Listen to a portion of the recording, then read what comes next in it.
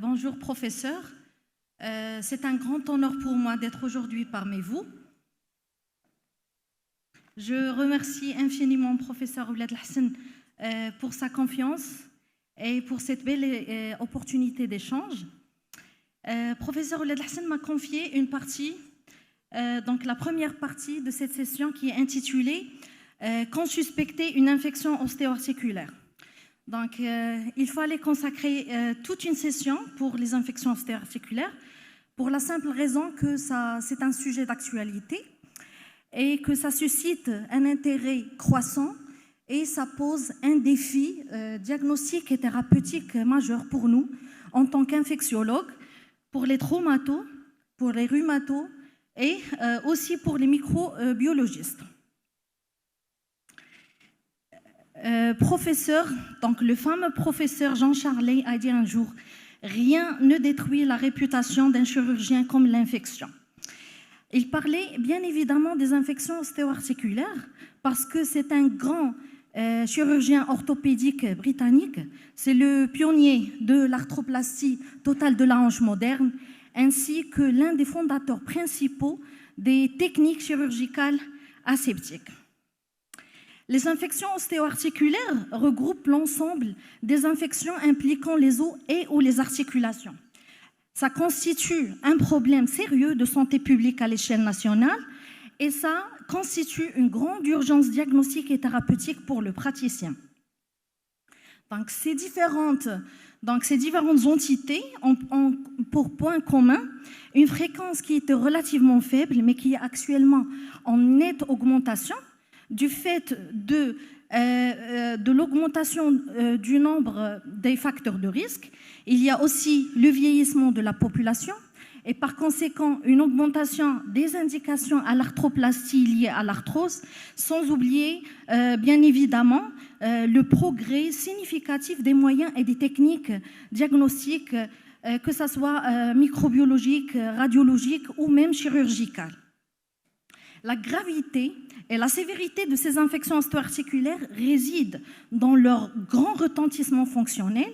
Il y a également l'évolution qui est greffée de mortalité significative, ainsi qu'un coût économique majeur lié surtout aux hospitalisations de longue durée. Il y a l'antibiothérapie parentérale, il y a l'antibiorésistance et le recours fréquent et accru aux antimicrobiens qui sont onéreux. Il y a les réhospitalisations, les reprises chirurgicales, les retraits de matériel, sans oublier bien sûr le coût social qui est en rapport avec l'handicap, l'absentéisme et aussi à l'arrêt de travail.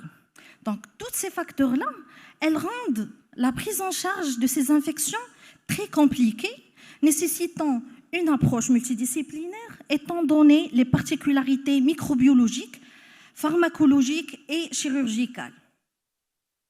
Sur le plan épidémiologique, il faut savoir que l'épidémie des infections ou l'épidémiologie des infections ostéo-articulaires est en évolution.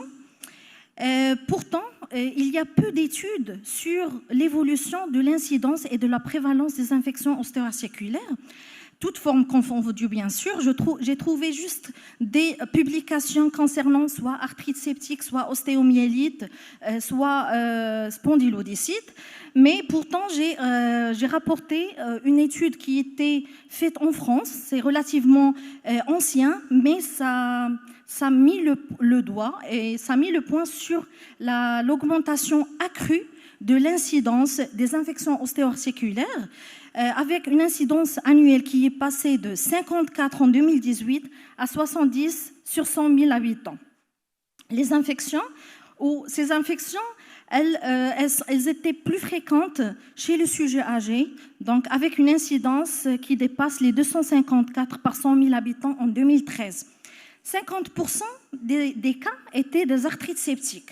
Les ostéomyélites ne représentent que 10% des cas et que 37% des cas, et les ostéomyélites, 10% des cas. Donc, au Maroc, je n'ai pas trouvé grand-chose, franchement, à part les travaux de thèse et à part les quelques articles pédiatrique concernant les ostéomyélites chez l'enfant et le nourrisson. Donc, il n'y a pas grand-chose. Et à ma connaissance, il n'y a pas de registres régionaux ou nationaux en rapport qui enregistrent, qui recensent les patients avec une pose de prothèse articulaire ou des patients infectés. La période allant de 2000 à 2014 a connu une augmentation spectaculaire du nombre de prothèses du membre inférieur, avec plus de 105% pour les prothèses totales de hanche et plus de 119% pour les prothèses totales du genou. Et les projections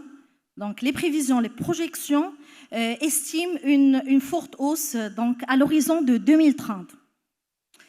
L'infection complique 0,5 à 2% des arthroplasties primaires et plus de 5% des révisions chirurgicales. C'est la cause du décèlement précoce du matériel ou de la prothèse dans un tiers des cas. Et lorsqu'on est devant une troisième reprise chirurgicale, le risque que la cause soit infectieuse, il s'élève jusqu'à 40%. Dans une étude sur l'évolution à long terme des infections ostéo-articulaires chez l'enfant, la majorité des patients ont complètement récupéré. Toutefois, des séquelles fonctionnelles persistaient dans une proportion non négligeable d'enfants, faite essentiellement de douleurs résiduelles, de déformations osseuses-articulaires et aussi de troubles de croissance. Contrairement aux enfants, les patients adultes qui ont été suivis pour arthrite septique dans la deuxième étude à droite ont nécessité le recours et l'admission en unité de soins intensifs dans 19,3%, avec une mortalité de plus en plus élevée, donc allant de 17,5% après un an et de 28,3% après 5 ans d'évolution. Les reprises chirurgicales coûtent une charge financière énorme, que ce soit pour le patient ou pour le système de santé. Donc, dans cette étude-là, les frais directs et indirects étaient multipliés carrément par 10.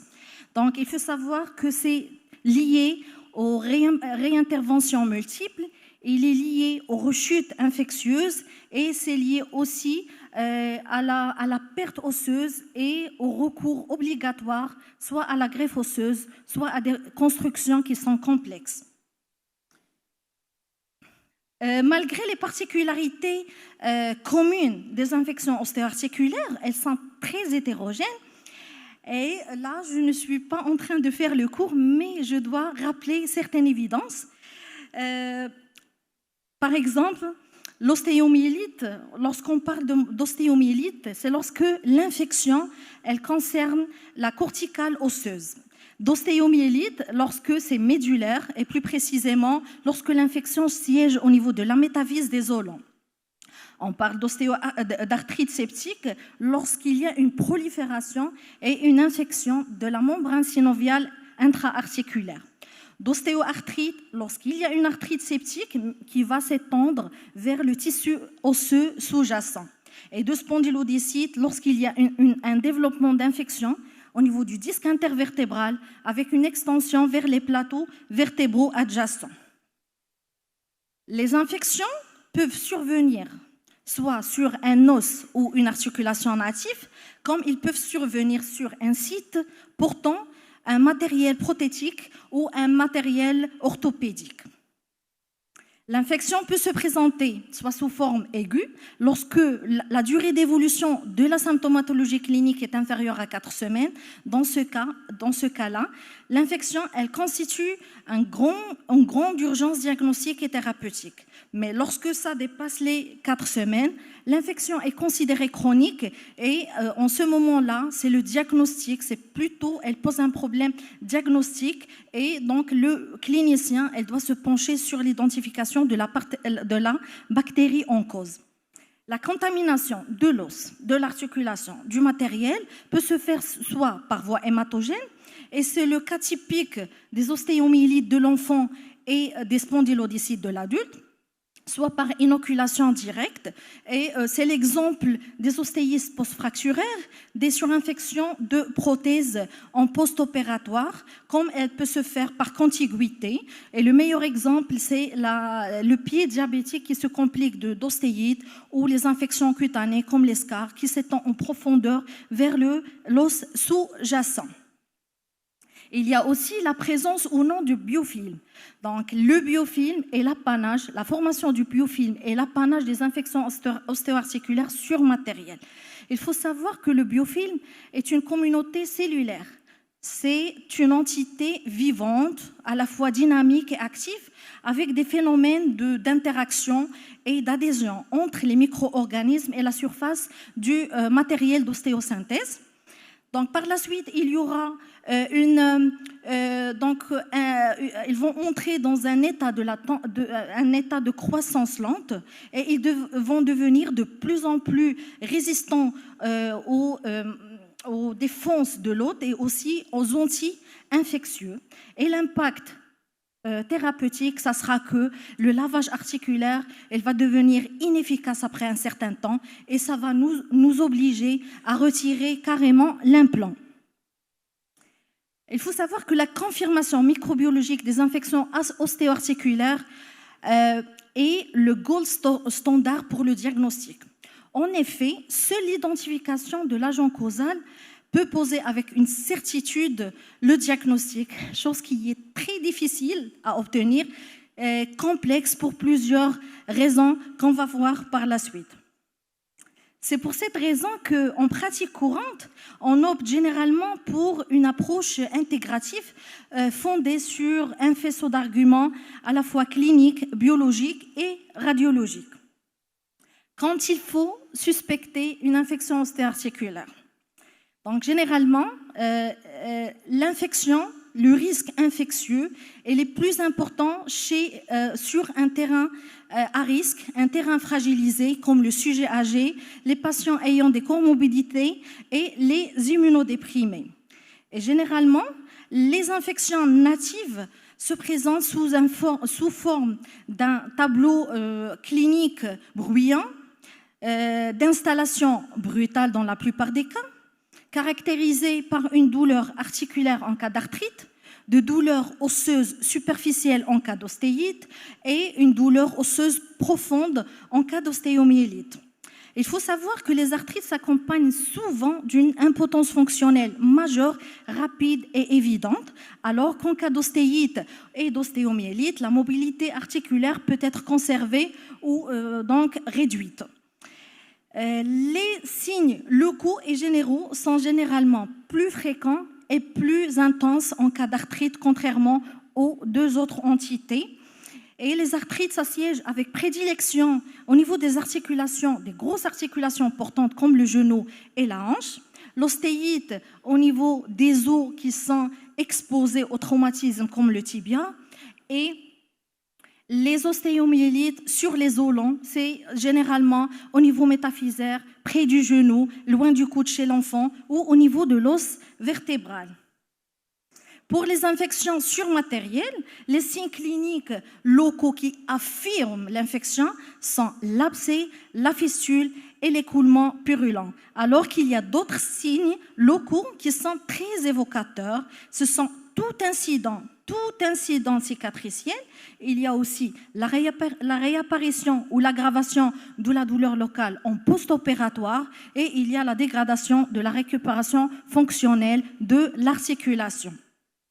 Sur le plan biologique, les infections ostéo-articulaires se caractérisent par un syndrome inflammatoire non spécifique. Il y a beaucoup d'études qui ont essayé d'identifier ou de déterminer le biomarqueur biologique inflammatoire le plus pertinent pour le diagnostic.